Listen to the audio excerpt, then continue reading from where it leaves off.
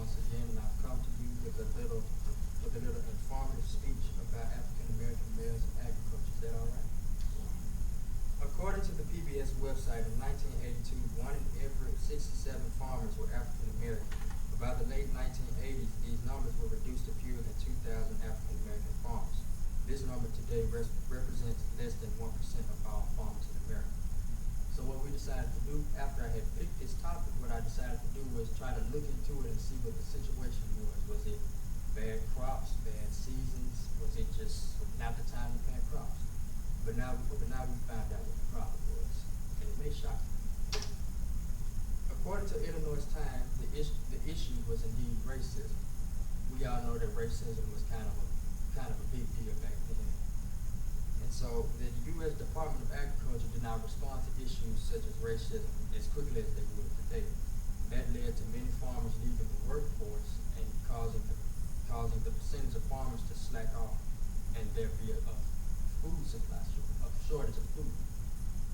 With this shortage of food and shortage of workers, there was another situation that arose. Another situation that arose. An article from Black Enterprise tells how black farmers were shut out of a $10 billion deal in marijuana. Now we know most people nowadays probably use marijuana depending on whether it's for recreational use, medical use, or if they just want to get out and go have some fun. They type of fun. So with these farmers being shut out of a $10 billion deal, it sent them into like sort of a mini depression per se. They couldn't get their farms back to where they used to be because there was such a huge money supply, a huge money deficit. And so what they decided to do was even more farmers left the workforce. And after those farmers left, the government stepped in like, hey, y'all can't keep leaving because who's going to supply food for everybody? Well, the farmers, they decided to give it another try. But when the situations didn't change to suit them or their families, then the community started to suffer more. And so in conclusion, what I wanted to do was, when I looked at this, I wanted to see what I could do as a person to help the situation out. So if I was an African American male wanting to major in agriculture, the first thing I would do is get my own little farm started, or farm company or something.